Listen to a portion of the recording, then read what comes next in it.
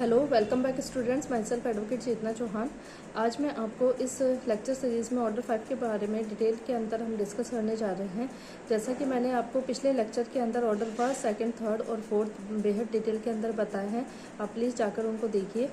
तो order first की जब बात करें तो उसमें बताया गया था कि पार्टीज टू सूट कौन होगी, मतलब वाद के पक्षकार, क्योंकि सीपीसी पूरा वाद और सूट, डिक्री, ऑर्डर इनके इर्द गिर्द घूमता रहता है। तो वाद के पक्षकार सबसे पहले कौन होंगे।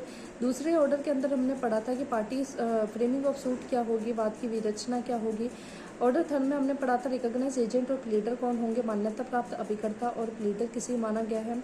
ऑर्डर 4 में हमने पढ़ा था कि आदेश 4 में पढ़ा था कि इंस्टीट्यूशन ऑफ सूट कैसे होगा, वादों का संसिद्ध कैसे करेंगे आप कोर्ट में। ठीक है, तो इस तरीके से हमने ऑर्डर 4 तक अभी तक कंप्लीट किया है इन डिटेल में। अब हम बात करते हैं ऑर्डर 5 की। देखो, ऑर्डर 5 बेहद इंपॉर्टेंट है, बार बार आरजेएस एग्जाम में पूछा जा चुका है। इसके जो रूल हैं, rule first, second, rule 9A, 15, 17, 20, 24, ये जो रूल है ये बहुत मोस्ट इम्पॉर्टेंट रूल है। इनको तो आपको देखना ही देखना है। इन रूल के अंदर में से अभी तक जितने भी आरजेएस एग्जाम के अंदर हुए हैं एग्जाम, उनमें से क्वेश्चन आ चुका है। ठीक है, तो हम बात करते हैं। देखो, इसमें जो इसका जो पार्ट है ऑर्डर 5 का, वो 2 भागों में बटा हुआ है। पहली बात तो देखो, सम्मन्स क्या होते हैं। सम्मन एक तरह का नोटिस है, बुलावा है कि अब कोई भी व्यक्ति कोर्ट में कैसे आएगा, उसको नोटिस दिया जाएगा, उसको बुलावा भेजा जाएगा कि तुम्हारे खिलाफ किसी ने कंप्लेन की है या कोई भी चीज़ें, यहाँ कंप्लेंट तो होती नहीं है वैसे, लेकिन तुम्हारे खिलाफ किसी ने केस फाइल किया है, इसलिए तुम्हें पेश होना होगा कोर्ट के समक्ष, ताकि आप अपना खुद का डिफेंस रख सको कि आपके खिलाफ प्रोसीडिंग्स क्यों नहीं चलाई जाए और सारा जो केस है, मामला है, उसको डिस्पोज ऑफ किया जाए। तो सारी कोर्ट की प्रोसीडिंग के लिए व्यक्ति को जिसके खिलाफ केस फाइल होता है, ठीक है, या पार्टीज टू सूट होती है, ठीक है, उनको बुलावा भेजा जाता है। ठीक है ना। तो इशू एंड सर्विस ऑफ समन, इसमें 2 चीज़ें हैं। देखो, रूल जो 1 से लेकर 8 तक है वो तो बात करते हैं इशू ऑफ समन, मतलब नोटिस किस तरीके से, मतलब वो क्या होगा, इशू किए जाएंगे। ठीक है ना, इशू किए जाएंगे, जारी किए जाएंगे। और उनकी मतलब सर्विस, एक तरह से आप कह सकते हो कि निकाला जाना या तामील करना। ठीक है ना, तो उनकी सर्विस कैसे होगी, उनका प्रोसीजर, मतलब नोटिस तो लिख दिया, या नोटिस का बताते हैं कि 90 दिन के अंदर देना है, 30 दिन के अंदर देना, जो भी है। ठीक है, लेकिन अब उनको किस प्रकार से दिया जाएगा, bye post, by speed post, या पर्सनली दिया जाएगा, कैसे दिया जाएगा, उसके बारे में बात करता है सर्विस ऑफ समन्स, जो रूल 9 से लेकर 30 तक रूल इसके दे रखे हैं। तो ऑर्डर 5 भी अपने आप में दो जो सेगमेंट है उसके अंदर बटा हुआ है। पहला तो ये कहता है इशू ऑफ समन्स का जारी होना, जो रूल 1 से लेकर 8 तक है। और दूसरा इसका पार्ट आता है सर्विस ऑफ समन का, जो 9 से लेकर 30 तक इसमें दिया गया है। अब बात हम करते हैं ऑर्डर 5 की। ऑर्डर 5 में ओवरऑल आपको मैंने बता दिया रूल कितने हैं, 30 है। इसका जो पहला ही रूल है, रूल क्या है, सम्मन्स। ठीक है ना, तो सम्मन क्या होते हैं और सम्मन कैसे जारी होंगे, उसके बारे में अपन डिटेल से पढ़ेंगे, और यही इसका सबसे मेन रूल है। ठीक है ना, पढ़ते हैं हम सम्मन्स के बारे में। सभी के पास बेयर एक्ट होने चाहिए, तभी आपको चीज़ें समझ में आएगी, क्योंकि मैं बोलते जाऊँगी बेयर एक्ट में, देखते देखते आप मुझे समझ ही नहीं पाएंगे। तो सर्विस ऑफ सम्मन्स, ठीक है, सम्मन की सर्विस नहीं, इशू एंड सर्विस ऑफ सम्मन, issue and service of summons. Issue of सम्मन, सबसे पहले अपन रूल 1 से लेकर 8 तक इशू ऑफ सम्मन के बारे में पढ़ेंगे। मैं हिंदी और इंग्लिश दोनों में पढ़ूंगी। ठीक है, सम्मनों का निकाला जाना और उनकी तामील सम्मनों का किया जाना। ठीक है ना, तामील भी किया जाना। फर्स्ट है सम्मन। सम्मन के बारे में क्या कहता है, रूल फर्स्ट, क्लोज फर्स्ट कहता है, सब रूल फर्स्ट कहता है कि when a suit has been duly instituted. Suit institution किस में हो रहा था, ऑर्डर 4 में। व्हेन ए सूट और थोड़ा सा चीज़ों को रिलेट करना भी सीखे। यहाँ पर रिलेट करने से क्या होता है कि आप लॉ को बहुत अच्छे और इंटरेस्टिंग तरीके से पढ़ सकते हैं, और आपको काफ़ी लॉन्ग टाइम तक लॉ के अंदर चीज़ें याद भी रह सकती हैं। तो when a suit has been duly instituted, suit duly institute हो जाता है। A summons may be issued to the defendant to appear.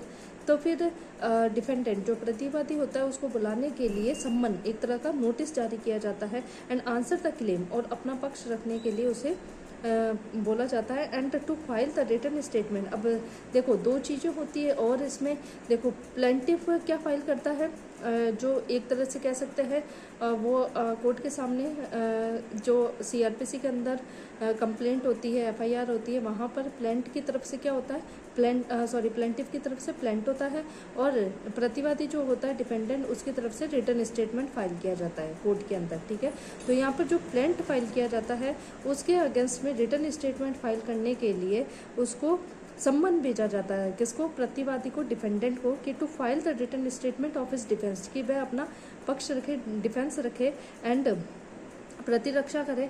And if any within 30 days, मतलब 30 दिनों के अंदर from the date of the service of summons on that defendant. ठीक है ना। अब रिटर्न स्टेटमेंट फाइल करने की पहली डेट क्या है, 30 दिन। ठीक है, सम्मन भेजने के 30 दिन के अंदर उसको क्या भेजना होता है, क्या फाइल करना होता है, रिटर्न स्टेटमेंट डिपेंडेंट को फाइल करना होता है।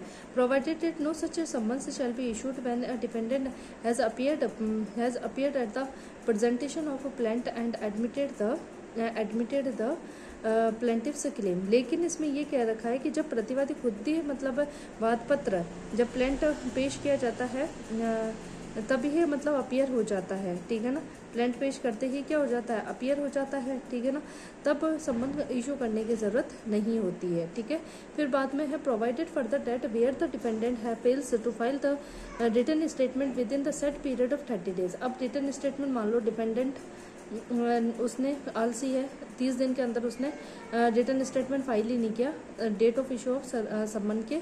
ठीक है, जो फाइल नहीं किया, अब क्या होता है आगे, he shall allowed to file the same such other day as may be specified, या तो अदर डे हो सकता है जो कोर्ट स्पेसिफाइड करे for reason recording in writing, reason उसको रिकॉर्ड करने पड़ेंगे, but which shall not be later than 90 days from the service of summon. 90 days है, मतलब 30 दिन तो वो मिल गए और प्लस 60 दिन और मिल जाएंगे, टोटल मिला के 90 डेज उसको रिटर्न स्टेटमेंट फाइल, 90 डेज में रिटर्न स्टेटमेंट फाइल करना होता है। अब सब रूल 2 कहता है अ डिपेंडेंट टू हुम सम्मन has been issued under sub rule 1 में अपीयर। अब जिसको सम्मन इशू किया गया है, नोटिस इशू किया गया है, वो या तो इन पर्सन, ठीक है, इन पर्सन या खुद व्यक्तिगत उपस्थिति हो सकती है, बाय प्लीडर हो सकता है। अपन ने पढ़ा था रिकॉग्नाइज एजेंट प्लीडर, इसीलिए तो पढ़ा था, इसीलिए वह पहला ऑर्डर पढ़ा गया है क्योंकि ये सारे ऑर्डर अपने आप में इंटरलिंक्ड है। ठीक है ना, तो रिकॉग्नाइज एजेंट और प्लीडर के माध्यम से क्या करवा सकता है, पेशगी करवा सकता है कोर्ट में, by a pleader duly instructed and able to answer all material question relating to the suit. ठीक है, ऐसा कोई वकील खड़ा मत कर देना जिसको केस के बारे में ही नहीं पता हो कि केस क्या चल रहा है। और थर्ड है सी है कि by a pleader accompanied by some person able to answer all such question. ठीक है, ये तीनों मतलब इस तरीके से क्या हो सकती है, उसकी पेशगी हो सकती है। बाद में है सब रूल 3 कि every such summon shall be filed by signed by the जज और such officer as he appoint and seal of the. ये तो नॉर्मल प्रोविजन है, जैसे वो उसके अंदर भी तो निकाले जाते हैं ना सम्मन, सीआरपीसी के अंदर भी होते हैं सम्मन और वारंट। ठीक है, तो उसी तरीके से मतलब उसमें भी क्या होती है, कोर्ट की सील और साइन होते हैं, जज के, प्रिजाइडिंग ऑफिसर के या और कोई अथोराइज्ड ऑफिसर के साइन होते हैं, वैसे ही इसके अंदर साइन होंगे। ठीक है ना, ये कोर्ट की चीज़ है तो कोर्ट के पर्सन्स द्वारा साइन और सील तो होगी ही। अब बात आती है, देखो हिंदी में पढ़ती हूँ सम्मन। सम्मन 1 का क्या कहता है, जब बात सम्यक रूप से संसित किया गया हो। ठीक है ना, सम्यक रूप से संसित किया गया हो, एक minute wait,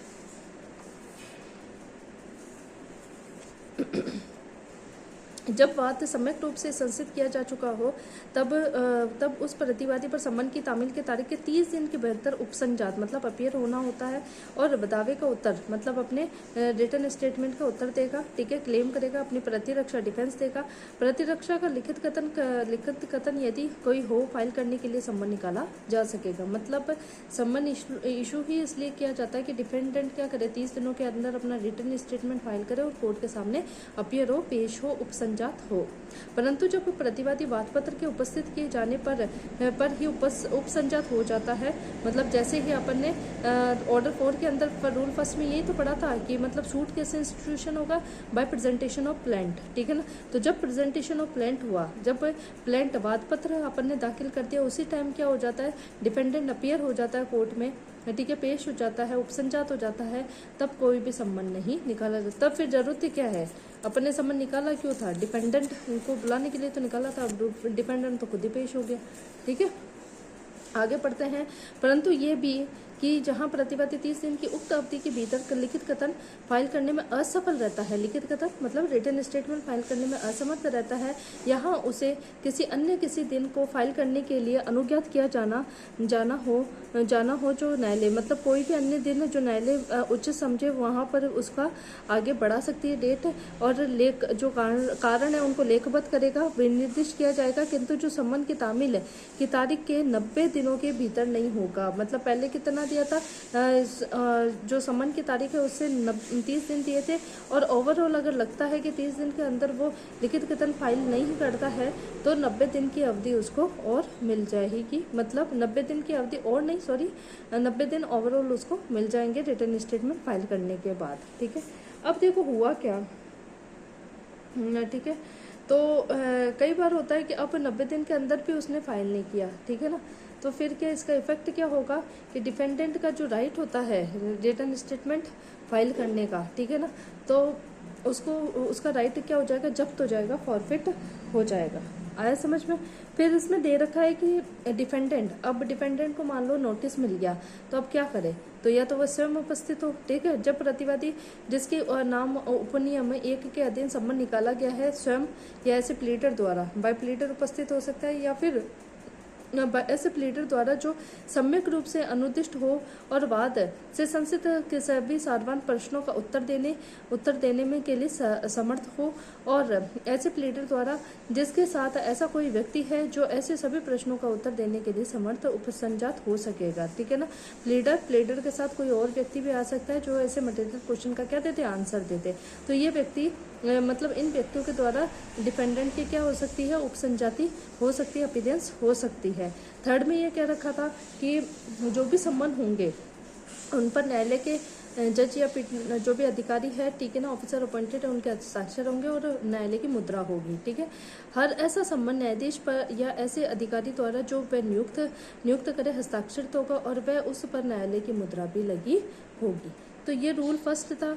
normally return statement file करने का जो डे होता है वो 30 डेज के अंदर होता है, और अगर 30 डेज में नहीं होता है तो 90 डेज उसको मिल जाते हैं। ठीक है, लेकिन ये 90 डेज कहाँ से है, एक तो स्टेजेस भी सीपीसी के अंदर बड़ी इंपॉर्टेंट है कि कौन से स्टेज पर कौन सा काम हो रहा है। यहाँ पर जो 90 डेज दे रखे हैं वो डेट ऑफ सर्विस ऑफ सम्मन ऑन डेट पर्सन है, ऑन डिफेंडेंट है। ठीक है ना, ऐसा नहीं है कि 30 दिन के बाद की डेट दे रखे है, ऐसे तो 120 दिन मिल जाएंगे उसको। ठीक है,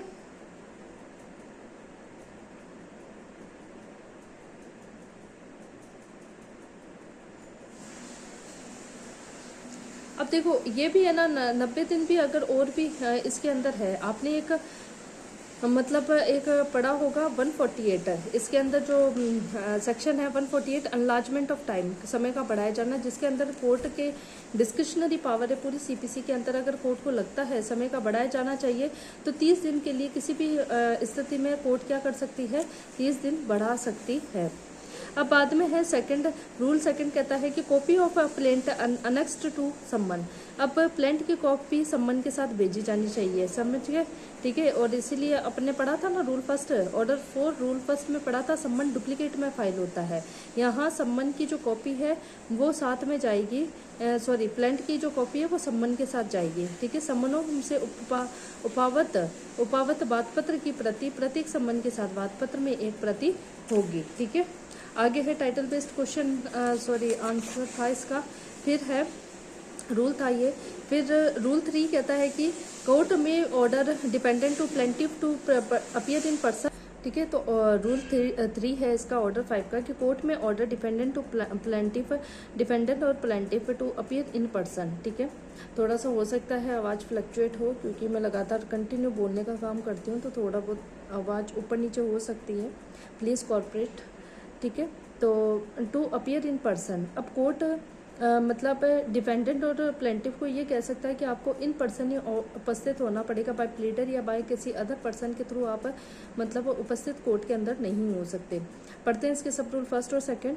where the court sees reason to require the personal appearance of the defendant, अगर डिफेंडेंट की पर्सनल व्यक्तिगत उपस्थिति चाहिए, the summon shall order him to appear in person in court on the day therein specific. ठीक है, court लिख देगा तारीख की, इस तरह फला तारीख को आपको व्यक्तिगत रूप से हाजिरी देनी है कोर्ट के अंदर।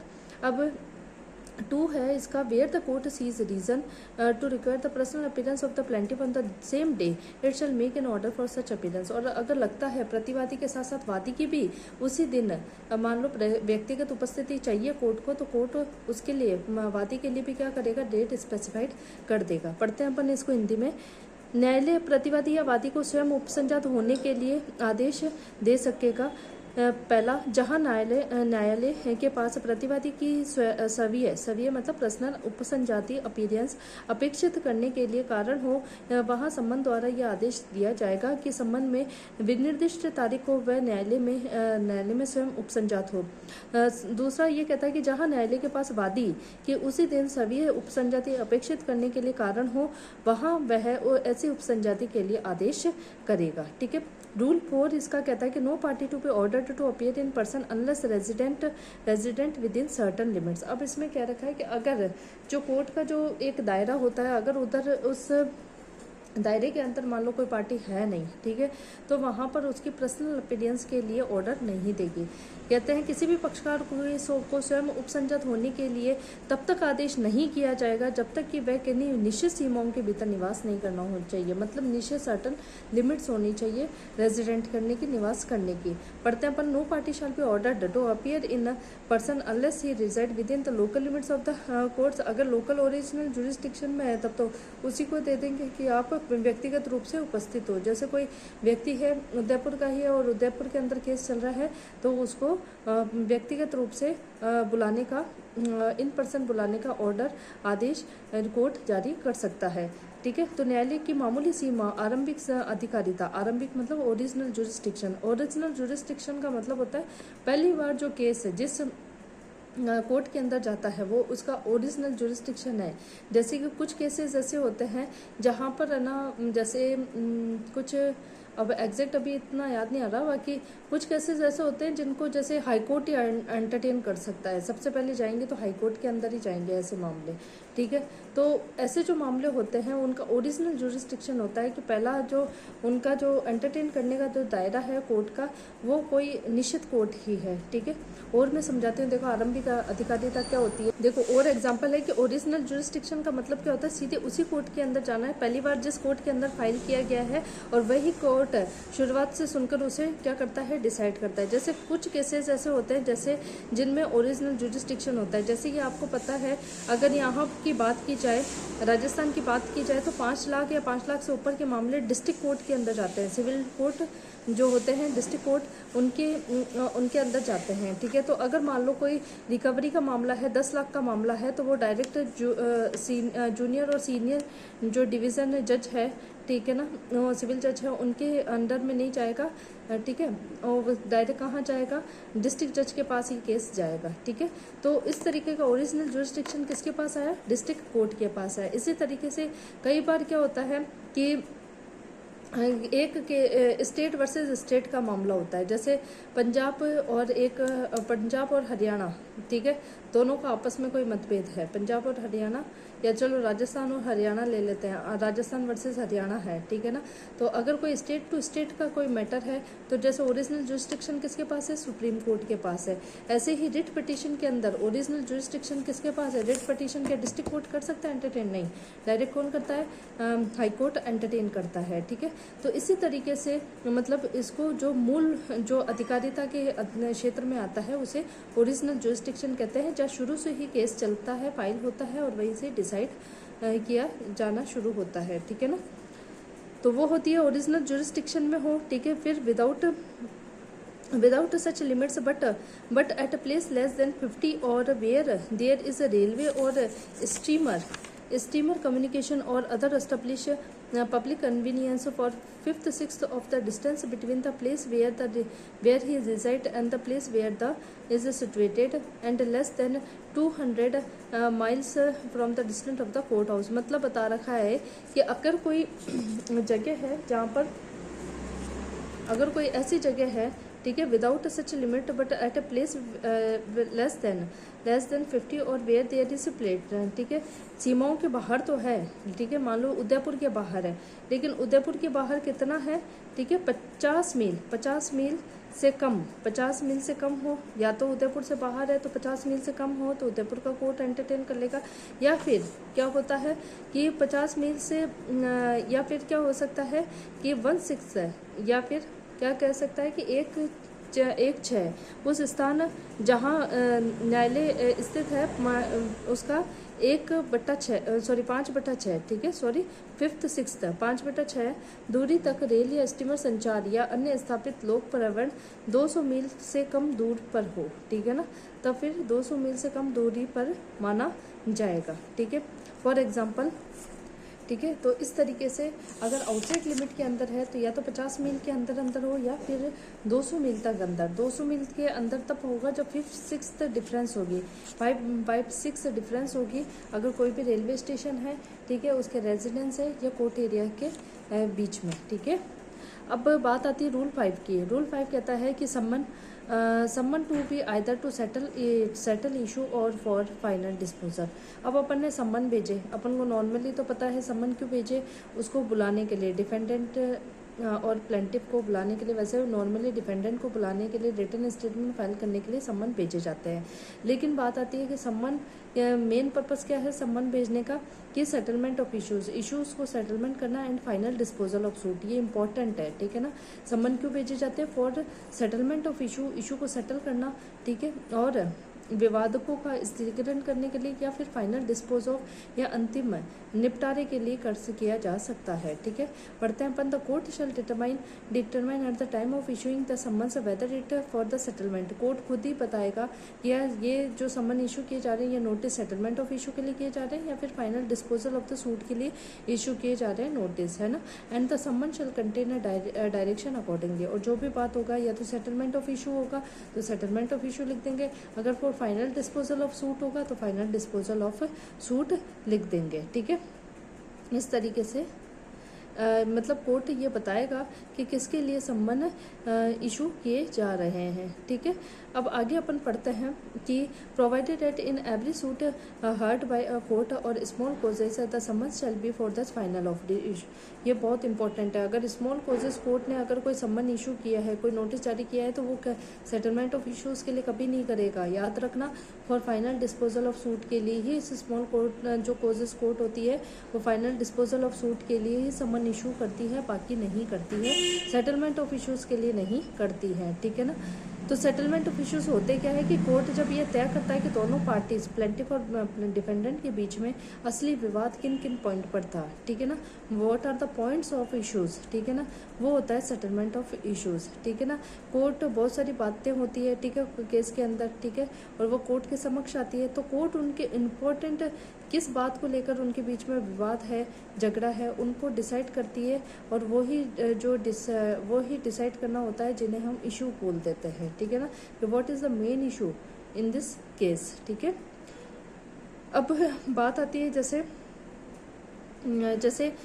ए ने बी से 1 लाख रुपए उधार देने का केस किया, ठीक है ना, पर तो अब बी कहता है कि मैंने पैसे नहीं लिए हैं, तो कोर्ट क्या इशू बनाएगा कि क्या बी ने ए से 1 लाख रुपए उधार लिए हैं या क्या ए रिकवरी का हकदार है। क्योंकि आपको पता है अगर उसको 1 लाख रुपए चाहिए तो लिमिटेशन एक्ट के तहत उसको 3 साल के अंदर केस फाइल करना पड़ता है, ठीक है ना।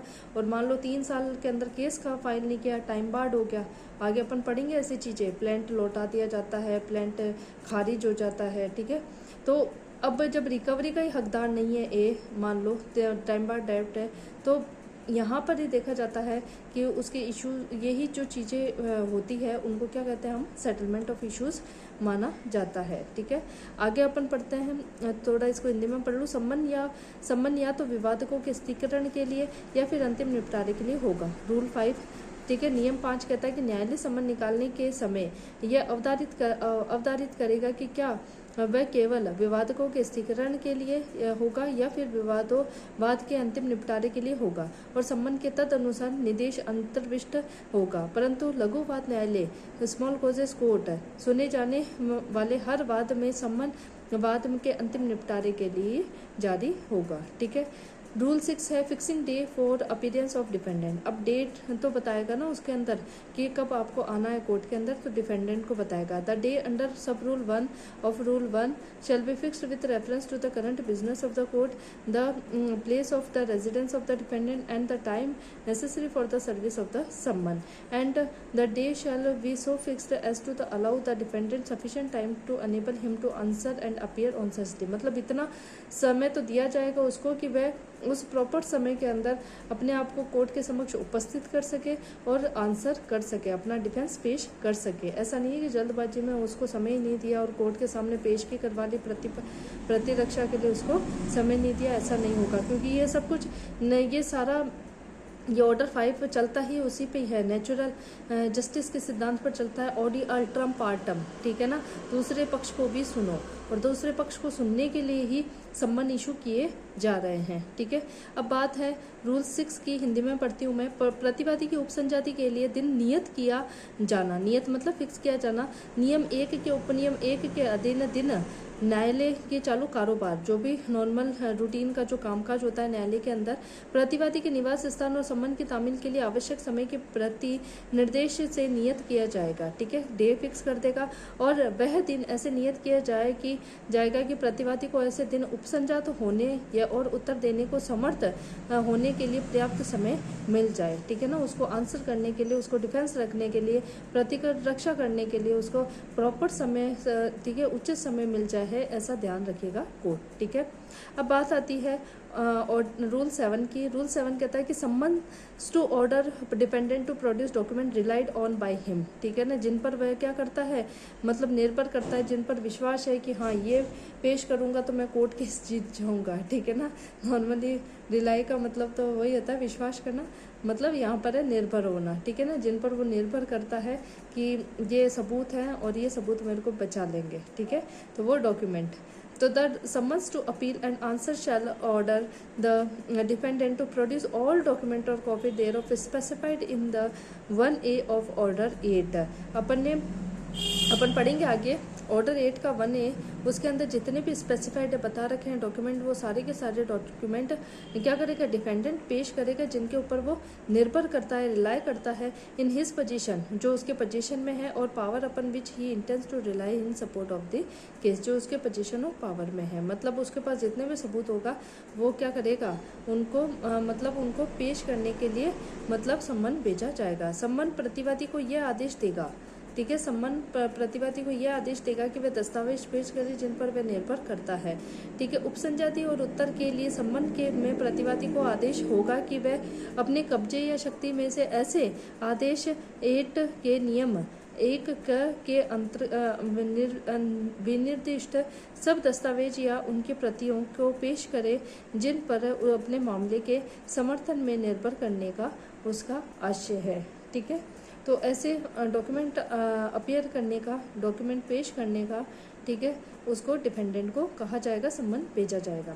रूल 8 है on issue of summons for final disposal defendant to be directed to produce his witnesses. अगर फाइनल डिस्पोजल हो रहा है और उसके लिए सम्मन अगर इशू किए हैं तो डिफेंडेंट को ये भी सम्मन भेजे जाएंगे, नोटिस भेजे जाएंगे कि वह अपने क्या करे, साक्षी को भी उपस्थित करे, साक्षी को भी पेश करे। वेयर द सम्मन्स, आप विटनेसेस चाहते हो, एक तरह से जो गवाह जो उसके पक्ष में बोलेंगे, ठीक है ना, जो उसकी एक तरह से उसका पक्ष मजबूत करेंगे।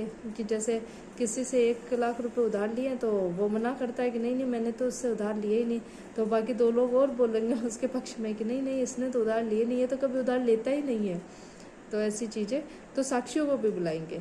Where the summons is for the final disposal of the suit, it shall also direct the defendant to produce on the day fixed for his appearance all witnesses upon whose evidence he intends to rely in support of his case, जो उसके समर्थन करे, ठीक है ना। आगे है अंतिम निपटारे के लिए सम्मन निकाले जाने पर प्रतिवादी को यह निर्देश होगा कि वह अपने साक्षियों को पेश करे जहां सम्मनवाद के अंतिम निपटारे के लिए, वहां उसमें प्रतिवादी को ये निर्देश भी होगा कि जिन साक्षियों के साक्ष्य पर अपने मामले के समर्थन में निर्भर करने का आशय है उन सब को उसी दिन पेश करे और जो उसकी उपसंजाति के लिए नियत हो। ठीक है। तो इस तरीके से अपन ने अभी एक पार्ट पढ़ा है, ऑर्डर 5 का एक पार्ट पढ़ा है। मैंने स्टार्टिंग में बोला था ऑर्डर 5 दो पार्ट के अंदर डिवाइड है। पहला तो है इशू ऑफ सम्मन, सम्मन का जारी किया जाना। अब आएगा सर्विस ऑफ सम्मन, सम्मन की तामील कैसे होगी, ठीक है ना। जारी तो हमने कर दी है कि इस दिन के पर्सनल ओपिनियंस के लिए सम्मन निकालेंगे, ठीक है। कोर्ट की जुरिस्डिक्शन में है नहीं है तो वैसे सम्मन निकालेंगे, डे फिक्स करेंगे, अगर कम उससे अगर डॉक्यूमेंट मंगवाने हैं तो सम्मन इशू करेंगे, उससे अगर विटनेस मंगवाने हैं तो सम्मन इशू करेंगे। ये सब बातें तो बता दी। अब सम्मन भेजेंगे कैसे, ठीक है, सर्विस कैसे होगी, तामील कैसे होगी, उसके बारे में रूल 9 से लेकर 30 बता रखे हैं। रूल 9 तो अपने आप में बड़ा ही इम्पोर्टेंट है, आज जिसमें पूछा जा चुका है। सर्विस ऑफ सम्मन, रूल 9, डिलीवरी ऑफ सम्मन बाय कोर्ट, न्यायालय द्वारा सम्मन का परिधान करना। मोस्टली यही होता है, न्यायालय द्वारा ही सम्मन्स का परिधान या डिलीवरी की जाती है। पढ़ते हैं अपन फर्स्ट। परिधान वर्ड याद रख लेना, बहुत इंपॉर्टेंट है, बार बार आएगा, ठीक है। तो पहला है कि where the dependent reside within the jurisdiction of the court, court के दायरे के अंदर रहता है। In which the suit is instituted, जहाँ पर केस फाइल हुआ है, और has an agent residence within, या फिर खुद नहीं रहता, उसका अभिकर्ता एजेंट रहता है। जुरिस्डिक्शन हुई से एम्पावर टू एक्सेप्ट द, जिसको उसने अपन ने पढ़ा था ना, एजेंट नियुक्त हो सकते हैं, रूल 6 में पढ़ा था अपन ने, ऑर्डर 3 रूल 6 में पढ़ा था। आई एम राइट, ठीक है। रूल 6 में पढ़ा था कि कोई ना कोई एजेंट अपॉइंट किए जाते हैं जो क्या करते हैं, उसके बिहाफ पर क्या करते हैं, सम्मन को रिसीव करते हैं। तो कोई ऐसा कोई एजेंट है, इसके आगे लिखे, ऊपर लिख लेना, ऑर्डर 3 रूल 6 का है ये। एक्सेप्ट द सर्विस ऑफ सम्मन, the summons shall unless the court otherwise direct be delivered or sent either to the proper officer or to be served by him or one of his subordinate or to other such courier services are as, मतलब कौन करेगा, या तो proper officer करेगा, ठीक है, या उसका सबॉर्डिनेट ऑफिसर करेगा, या कोई अदर ऑफिसर कर सकता है, या फिर क्या करेगा, कोई ऐसी कोरियर सर्विस होगी जो अप्रूव्ड बाय कोर्ट होगी। यहाँ पर कोर्ट भी बता रखा है, यहाँ पे अप्रूव्ड बाय कोर्ट, यहाँ कौन से कोर्ट होंगे, या तो डिस्ट्रिक्ट कोर्ट होगा अप्रूवल में, या फिर हाई कोर्ट होगा, ठीक है, दो ही कोर्ट है, ठीक है, डिस्ट्रिक्ट कोर्ट या हाई कोर्ट, छोटे कोर्ट नहीं है अप्रूव्ड सर्विसेज में, ठीक है। अप्रूव्ड यहाँ पे कोरियर सर्विस की बात हो रही है। पढ़ते हैं हिंदी में। न्यायालय द्वारा सम्मन का परिधान। फर्स्ट, जहाँ प्रतिवादी उस न्यायालय की अधिकारिता के भीतर निवास करता है जिसमें वाद संसित किया गया है, या अधिकारिता के भीतर निवास करने वाला उसका ऐसा अभिकर्ता है जो सम्मन की तामील का प्रतिकरण करने के लिए सशक्त है, वहाँ सम्मन। तो जहाँ न्यायालय, रूल 9 है, जहाँ प्रतिवादी उस न्यायालय की अधिकारिता के भीतर निवास करता है जिसमें वाद संसित किया गया है, या अधिकारिता के भीतर निवास करने वाला उसका ऐसा अभिकर्ता है, एजेंट है, जो सम्मन की तामील का प्रतिकरण करने के लिए सशक्त है, मतलब कॉम्पिटेंट है, ठीक है, एम्पावर्ड है, वहाँ सम्मन, जहाँ तक कि न्यायालय अन्यथा निर्देश न करे, उचित प्राधिकारी को उसके द्वारा या उसके अधीनस्थों में से एक या ऐसी कुरियर सर्विस द्वारा जो न्यायालय द्वारा अनुमोदित अप्रूव्ड की गई हो, तामील किए जाने के लिए परिदत्त किया या भेजा जाएगा, ठीक है। अब आता है रूल 2। रूल 2 कहता है कि the proper officer may be an officer of the court other than that in which the suit is instituted and where he is such an officer the summon may be sent to him in such manner as the court may direct. अब मान लो कोई proper officer ऐसा है जो ऐसे court का है जहाँ पर सूट इंस्टीट्यूट हुआ है, उस कोर्ट का नहीं है, किसी अदर कोर्ट का है, ठीक है ना। और where he is such an officer the summon may be sent to him in such manner as the court may direct. तो उसको सम्मन उस तरीके से भेजा जाएगा जैसा कि कोर्ट डायरेक्ट करता है, जैसा कोर्ट बताता है। उचित अधिकारी उस न्यायालय से भिन्न जिसमें वाद संसित किया गया है किसी न्यायालय का अधिकारी हो सकेगा, और जहाँ वह ऐसा अधिकारी है, ठीक है ना, मतलब दूसरे न्यायालय का है, तो वहाँ सम्मन उसे ऐसी रीति से भेजा जा सकेगा जैसा कोर्ट निर्देश दे, ठीक है। आगे है थर्ड, मोड क्या होगा, ठीक है ना। थर्ड इसका बहुत इंपॉर्टेंट है, देखो इसको अच्छे से पढ़ना। The service of summon may be made by delivering और ट्रांसमिटिंग, कैसे किया जाता है, बाय डिलीवरिंग और transmitting a copy thereof by registered post acknowledgement due, ठीक है, रजिस्टर्ड पोस्ट एक्नॉलेजमेंट ड्यू से किया जाएगा। तो डिलीवरिंग या ट्रांसमिटिंग करके कर सकता है by register post acknowledgement due address to the dependent और his agent empowered to accept the service और by post by such courier services as approved by the high court और by the court referred to in rule 1 sub rule 1 और by any other means of transmission of documents including fax messages और electronic mail services provided by the rules made by the high court. ठीक है, इनके द्वारा किया जा सकता है। जो समन्स का जो होगा सर्विस होगा वो डिलीवरिंग और बाय ट्रांसमिटिंग होगा। ठीक है, बाय डिलीवरिंग और ट्रांसमिटिंग होगा, कोरियर सर्विस से हो सकता है, स्पीड पोस्ट से हो सकता है।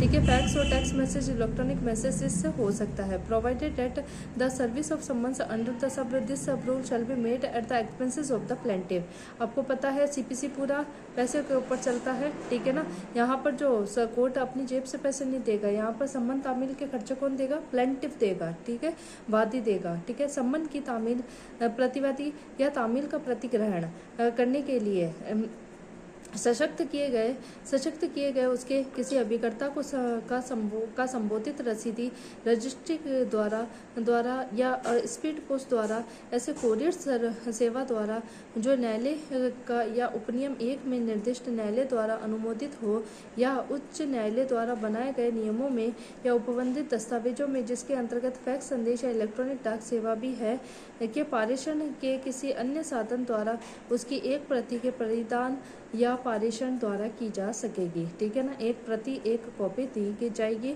ठीक है, और परंतु इस उपनियम के अधीन सम्मन की तामील का वादी खर्च पर की जाएगी, मतलब वादी के खर्चे पर इसकी सम्मन की तामील होगी। ठीक है, सर्विस होगी। फिर है सब रूल 4 कहता है कि notwithstanding anything content in sub rule first where a defendant reside outside the jurisdiction of the court in which the suit is instituted. ठीक है, कोर्ट की अधिकारिता के बाहर है जहाँ पर सूट इंस्टीट्यूट किया गया है। ठीक है ना, अधिकारिता के बाद है। जैसे मान लो को सिविल जो सूट फाइल किया गया है जो उदयपुर के अंदर किया गया है और डिफेंडेंट रहता है मान लो बॉम्बे रहता है। ठीक है, तो अधिकारिता के बाद है the court direct that the service of summon on that defendant may be by the order may be made by such mode of summon of services referred in clause 3। ठीक है, स्पीड पोस्ट वगैरह except by registered post acknowledgement due. ठीक है ना, registered post acknowledgement due खुद से नहीं भेजेगा, बाकी किसी भी तरीके से, चाहे स्पीड पोस्ट से भेजे चाहे कोरियर से भेजे, किसी भी तरीके से भेज सकता है। ठीक है, आगे है the provision of rule 21 shall not apply. जो रूल 21 के जो प्रोविजन है वो यहाँ पर अप्लाई नहीं होंगे। ठीक है, एक बार हम ये भी देख लेते हैं कि रूल 21 इसका क्या कहता है। तो ये कहता है कि रूल 21 के जो प्रोविज़न इसमें बता रखे हैं वो रूल 21 के जो प्रोविज़न है वो यहाँ पर अप्लाई नहीं होंगे।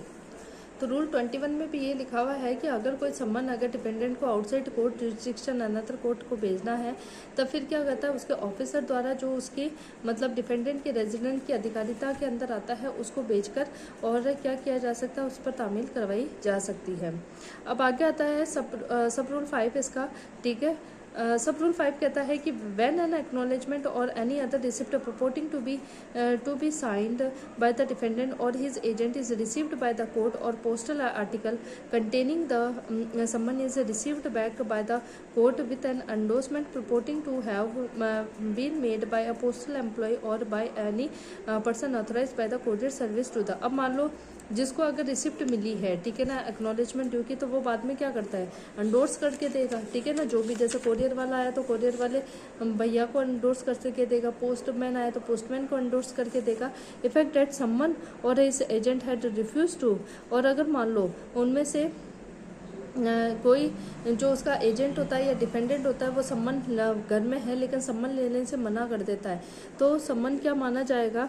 ठीक है, to had refuse to accept the summons by any other means specified in sub rule 3 when tendered और transmitted to the court issuing the summon shall declare the summon had been duly served on the. अगर refuse भी कर दिया, मना भी कर दिया dependent ने, जैसे पोस्टमैन बाहर खड़ा और मना कर दिया चला जाए यहाँ से, मेरे को तो कोई सम्मन नहीं लेना कोर्ट का, तो भी कोर्ट क्या मानेगा कि डिपेंडेंट को ड्यूली सर्व्ड हो गया है सम्मन। ठीक है, provided that where the summon was properly addressed, जहाँ सम्मन प्रॉपर्ली एड्रेस्ड है, prepaid and duly sent by the register post acknowledgement due the declaration referred to in sub rule first shall be made notwithstanding that the fact that the acknowledgement have been lost और mislaid और for any other reason has not been received by the court within 30 days from the date of issue of समन। अगर मान लो कोई properly address समन है, ठीक है ना, prepaid है और ड्यूली सेंड किया गया है रजिस्टर्ड कोर्ट से, तो कोर्ट यही मानेगी ये, ठीक है ना। The declaration refer to in sub rule shall made notwithstanding that the fact है, ठीक है ना। तो इनमें इन बातों का ध्यान नहीं रखा जाएगा कि एक्नॉलेजमेंट जो है वो नहीं मिली, मिसलीड है, ठीक है, या कोई और रीज़न है, हैज़ नॉट बिन रिसीव, तो कोर्ट इसको मतलब प्राप्त नहीं हुई है 30 दिनों के भीतर, मतलब ऐसा जो तथ्य है, ठीक है, वो निर्दिष्ट कर देगा, ठीक है ना, कि 30 दिनों के भीतर, ठीक है। The high court sub rule 6 है इसका, द हाई कोर्ट है और the district court as the case, वही है। कोरियर एजेंसी का पैनल कौन तैयार करेंगे, हाई कोर्ट या डिस्ट्रिक्ट कोर्ट को पावर है। पढ़ते हैं इसको हिंदी में एक बार कि जब कोई अभिस्वीकृति या अन्य पावती जिस पर प्रतिवादी या उसके अभिकर्ता द्वारा हस्ताक्षरित होना तात्पर्य है, या तो मान लो जो डिफेंडेंट को भेजा गया है तो डिफेंडेंट के उस पर हस्ताक्षरित होना चाहिए, या फिर एजेंट को भेजा गया तो एजेंट के उस पर हस्ताक्षरित होना चाहिए। तो न्यायालय द्वारा प्राप्त की जाती है डाक वस्तु जिसमें सम्मन अंतर्विष्ट है, न्यायालय द्वारा वापस प्राप्त किए जाते हैं, जिस पर डाक कर्मचारी या कुरियर सेवा द्वारा प्राधिकृत किसी व्यक्ति द्वारा किया गया इस आशय का प्रष्टांकन तात्पर्य है, ठीक है ना। जो भी देने आ रहा है कुरियर वाला या फिर डाक अधिकारी, उसका क्या होगा, प्रष्टांकन, एंडोर्समेंट होगा।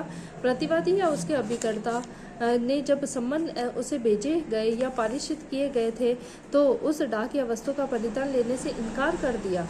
अगर मान लो परिधान लेने से इनकार कर दिया, डिलीवरी लेने से इनकार कर दिया, तो फिर क्या होगा, तो उसमें जिसमें सम्मन अंतर्विष्ट थे अन्यथा अथवा उपनियम 3 में विनिर्दिष्ट किसी अन्य साधन में से लेने से इनकार कर दिया है, तो सम्मन निकलवाने वाला न्यायालय उस यह घोषणा करेगा कि सम्मन सम्यक रूप से प्रतिवादी को तामील कर दिया है। मतलब सम्मन की जो तामील है वो तामील क्या है, प्रॉपर तरीके से सम्मन भेजे जा चुके हैं। परंतु जहां सम्मन उचित रूप से पता लिखकर उस पर पूर्व संदाय करके, ठीक है ना, प्रीपेड पूर्व संदाय करके, ठीक है, रजिस्ट्री डाक द्वारा सम्यक रूप से भेजा गया था, वहां इस उपनियम की निर्दिष्ट घोषणा इस तथ्य के होते हुए भी की जाएगी कि स्वीकृति खो जाने या इधर उधर हो जाने किसी अन्य कारण के सम्मन निकालने की तारीख से 30 दिन के भीतर न्यायालय द्वारा प्राप्त नहीं हुई। मतलब इसको ध्यान में की जाएगी, ठीक है ना, घोषणा जो है वो इसके ध्यान में की जाएगी।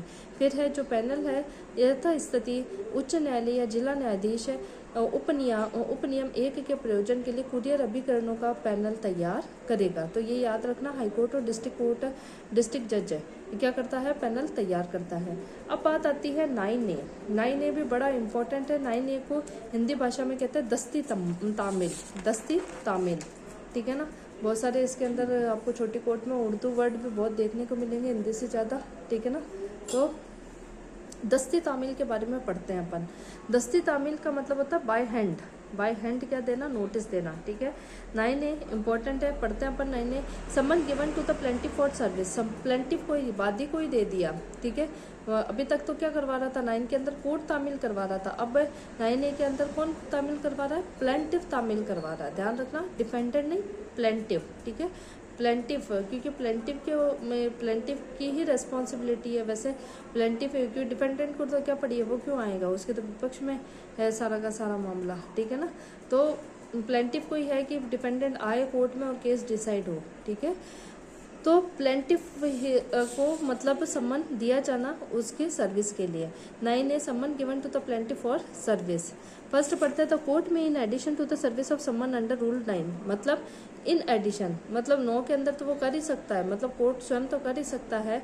On the application of the plaintiff for the issue, अब प्लेंटिफ इसमें एप्लीकेशन लगाएगा, आवेदन लगाएगा for appearance of the defendant, कि for the issue of the summon for the appearance of a permit such plaintiff to affect the service of such summon, मतलब plaintiff को ही दे दे, वो defendant पर तामील करवा देगा। Shall in such case deliver the summons to such plaintiff for the service. तो ऐसे में क्या होता है, अगर प्लेंटिफ एप्लीकेशन करता है कोर्ट के समक्ष, तो फिर कोर्ट क्या दे देती है उसको, अगर कोर्ट को सही लगता है तो फिर वो प्लेंटिफ को ही क्या दे देती है, डिफेंडेंट को सम्मन देने के लिए, मतलब उसको इफेक्ट दे देती है, प्रभाव दे देती है कि हाँ ठीक है आप ले लो और डिफेंडेंट पर ये सम्मन की तामील करवा देना।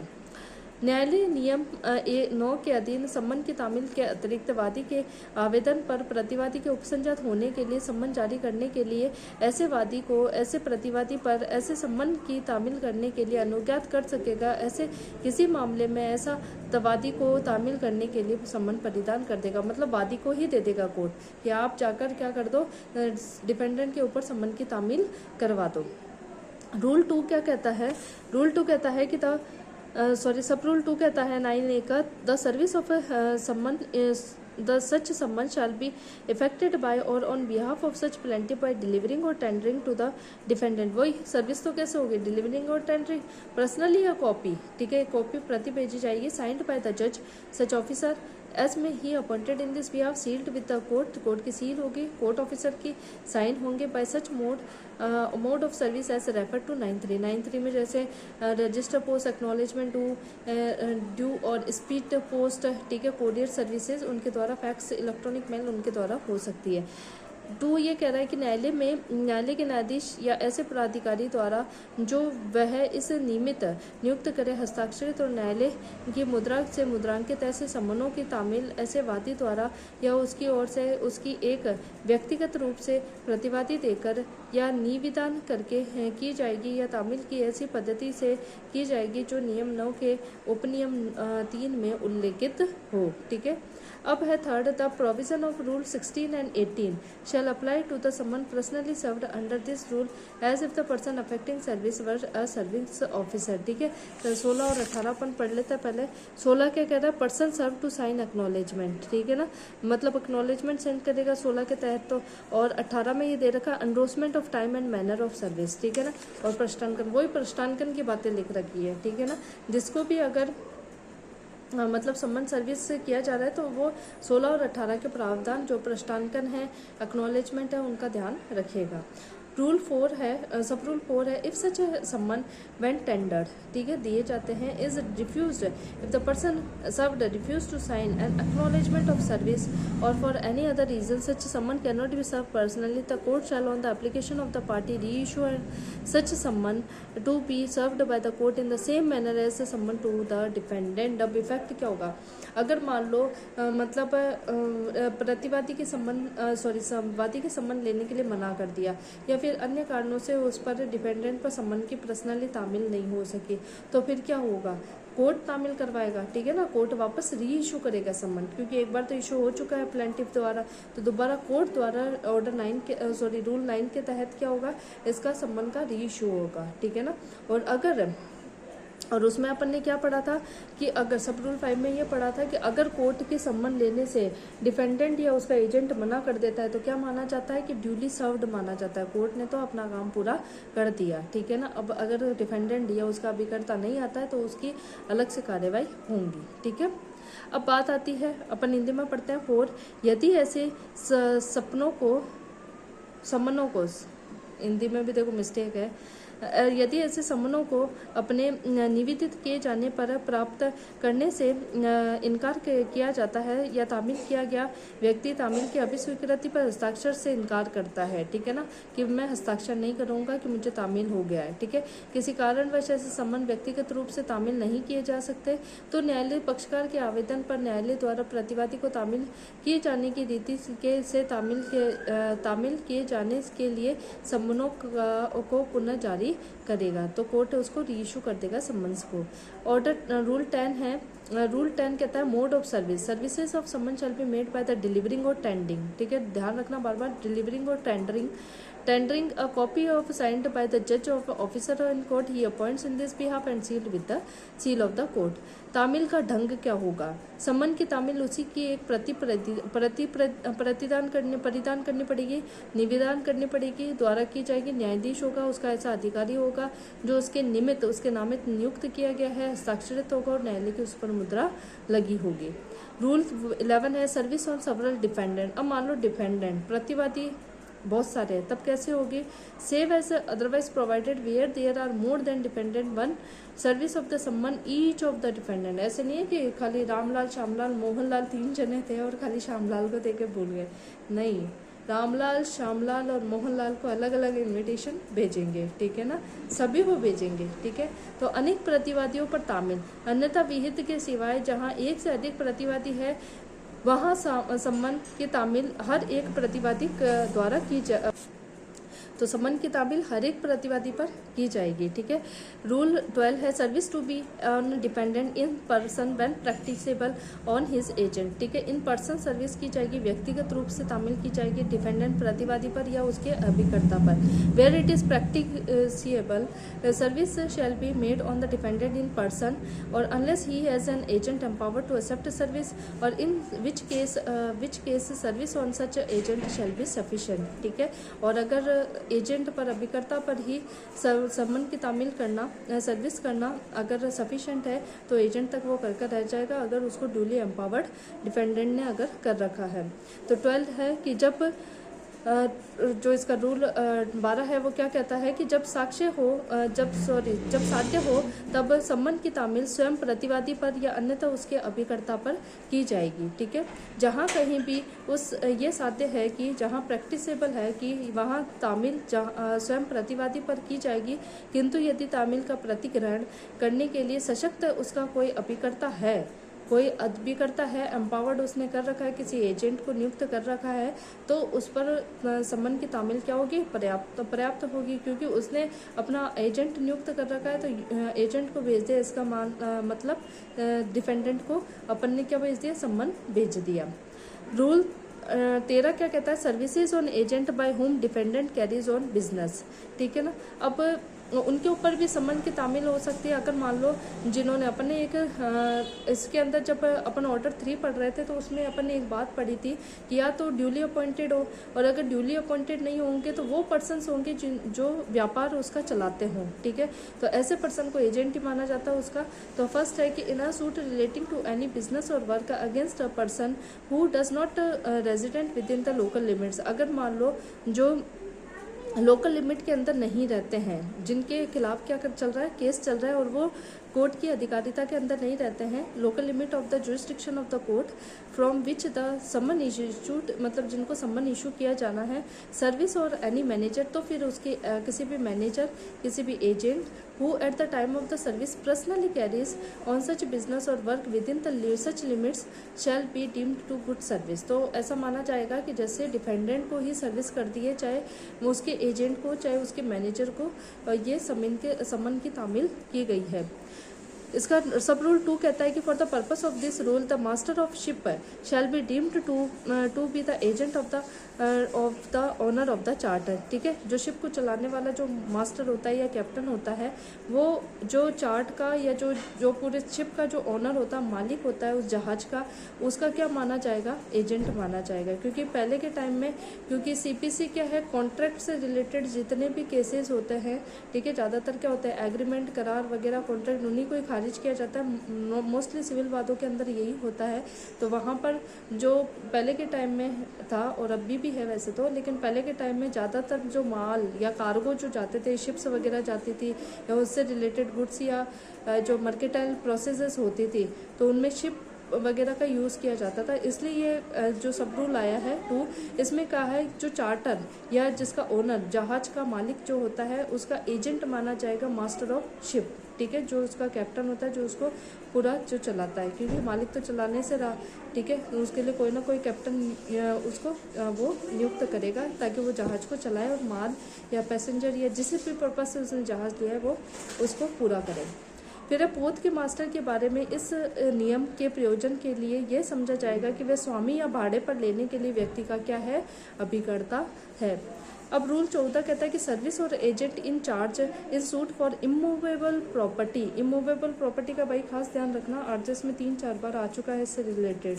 पहला तो इसके अंदर ऑर्डर 2 रूल 2 और 4 में से ही आया था। Service on agent in charge in suit for immovable property where in a suit to obtain relief respecting और compensation for wrong to immovable property, ठीक है। स्थावर जो संपत्ति होती है उससे रिलेटेड अगर कोई इससे रिलेटेड अगर कोई किसी भी प्रकार का अगर रिलीफ चाहिए, ठीक है, रिलीफ चाहिए, अनुतोष चाहिए या फिर कंपनसेशन प्रतिकर चाहिए, तो फिर क्या होगा, service can not be made on the dependent in person and the dependent has no agent empowered to accept the service, it may be made on any agent of the dependent in charge of the property. ठीक है, अगर मान लो इस case में कोई dependent पर personally service करना possible नहीं है या उसने कोई अपना एजेंट ही नियुक्त नहीं कर रखा, तो फिर होगा क्या कि जो उस प्रॉपर्टी का इंचार्ज है, जिसके हक में वो प्रॉपर्टी है उस डिपेंडेंट के बिहाफ पर, ठीक है, तो उसके ऊपर क्या हो जाएगा, नोटिस इशू किया जा सकता है, सम्मन इशू किया जा सकता है। स्थावर संपत्ति के वादों में भार साधक अभिकर्ता पर तामील। ठीक है, मतलब जिसका पूरा जो उस इमूवेबल प्रॉपर्टी का मैनेजमेंट संभालता है। ठीक है, हो सकता है मान लो कई बार किसी व्यक्ति की बहुत सारी प्रॉपर्टियाँ होती है, मूवेबल प्रॉपर्टियाँ होती है, उनकी इंचार्ज के लिए उसने मैनेजर या बहुत सारे इंचार्ज या सुपरवाइजर उसने मेन व्यक्ति ऑफिसर्स अपॉइंट करे हुए होते हैं, तो उनके ऊपर भी क्या हो सकती है, जो सम्मन्स की है वो तामील हो सकती है, सर्विस हो सकती है। जहां स्थावर संपत्ति की बाबत अनुतोष या उसके प्रति किए गए दोष के लिए या तो कोई रॉन्ग किया है, ठीक है, ये हो सकता है रॉन्ग इन द सेंस मतलब इमूवेबल प्रॉपर्टी को डैमेज किया है, ठीक है, तो फिर क्या होगा, प्रतिकर अभिप्राप्त करने के लिए वाद में तामील स्वयं प्रतिवादी पर नहीं की जा सकती। प्रतिवादी का उस तामील का प्रतिकरण करने के लिए सशक्त कोई अभिकर्ता भी नहीं है। वहाँ तामील प्रतिवादी के किसी ऐसे अभिकर्ता पर की जा सकेगी जो उस संपत्ति का भार साधक है। ठीक है, जिसके इंचार्ज के अंदर प्रॉपर्टी है, सीधा से याद रखना है, जिसके इंचार्ज के अंदर प्रॉपर्टी। अब रूल 15 ये कहता है कि where service may be on adult member of defendants family. ठीक है, adult member of defendant family बता रखा है कि कब, ये भी इंपॉर्टेंट है, इसमें adult member of defendant family बता रखा है। अडल्ट मेंबर के अंदर मेल और फीमेल दोनों इंक्लूड किए गए हैं, लेकिन इसमें सर्वेंट को नहीं माना है। जबकि जो BNSS है, CRPC का जो सेक्शन हुआ करता था 64 और BNSS का सेक्शन है 66, वह भी यही बात कहता है, लेकिन वहाँ पर अडल्ट मेंबर के अंदर मेल ही है, फीमेल नहीं है। जबकि सिविल के अंदर आप सम्मन फीमेल पर भी तामील कर सकते हैं और दोनों के अंदर ही सर्वेंट नौकर को शामिल नहीं कर रखा है। ऐसा नहीं कह सकते कि हमने तो नौकर को दे दिया, वहाँ उसका मालिक था नहीं, तो नौकर पर अगर तामील करिए तो तामील नहीं मानी जाएगी। ठीक है ना, अडल्ट मेंबर पर होगी। अडल्ट मेंबर में सिविल के केस में मेल और फीमेल दोनों इंक्लूड है और क्रिमिनल के केस में अडल्ट के अंदर ओनली मेल इंक्लूड है। तो where service may be on a adult member on defendants family where in any suit the defendant is absent, जहाँ डिफेंडेंट है ही नहीं, where from his residence at the time when the service of summon is so to be affected, जब service of summon करी जानी है, प्रभावी करनी जानी है at his resident, there is no likelihood of his being found at the resident with a reasonable time. या मान लो तामील करता बैठा है 2-4 घंटे तक, फिर भी वो नहीं आया या छिप रहा है जानबूझकर, ठीक है, ही हैज़ नो एजेंट, और उसने अपना कोई एजेंट भी एम्पावर्ड नहीं किया है, ठीक है। फिर है accept service of the summon on his behalf service may be made on any adult member of the family whether male और female who is residing with him. ठीक है, चाहे उसकी वाइफ हो सकती है, उसकी डॉटर हो सकती है, उसका सन हो सकता है या अदर कोई पर्सन हो सकता है, ठीक है, जो उसके साथ रहते हैं। एक्सप्लेनेशन कहता है कि a servant is not a member of the family, और यहीं से आता है घुमा के कि सर्वेंट को भी शामिल किया जाएगा। No, servant is not a family member. ठीक है, जहां तामील प्रतिवादी के कुटुंब के वयस्क सदस्य पर की जा सकेगी, जहां किसी वाद में प्रतिवादी अपने निवास स्थान से उस समय अनुपस्थित है जब उस पर सम्मन की तामील करके उसके निवास स्थान पर की जानी है, युक्त समय के भीतर अपने निवास स्थान पर पाए जाने की संभावना भी नहीं है कि वह आएगा। ठीक है, और सम्मन की तामील का उसकी ओर से प्रतिकरण करने के लिए सशक्त उसका कोई अभिकर्ता भी नहीं है, तो वहाँ तामील प्रतिवादी कुटुंब के ऐसे किसी वयस्क सदस्य पर, चाहे वह स्त्री हो या चाहे पुरुष हो, उसके साथ जो निवास करता हो, उस पर तामील की जाएगी। स्पष्टीकरण में यह है कि इस नियम के अर्थ में सेवक कुटुंब का सदस्य नहीं है, सेवक को सेवक ही माना गया है, कुटुंब का सदस्य नहीं माना गया है। अब है रूल 16 का मतलब क्या कह रहा है ये, person served to sign acknowledgement, ठीक है ना। पर्सन जिस पर तामील की गई है उनसे क्या लेंगे अपन, अभिस्वीकृति प्राप्त करेंगे, एक्नॉलेजमेंट साइन करेंगे, प्राप्त करेंगे। एक्नॉलेजमेंट का सेक्शन आपको पता होगा, लिमिटेशन में भी 17-18 में आपको एक्नॉलेजमेंट आती है, 18 में मेनली, ठीक है। रिटर्न एक्नॉलेजमेंट अगर टाइम बाद जो भी डेट है उनके लिए अगर आपने कर दी तो फ्रेश आपको टाइम पीरियड मिल जाता है।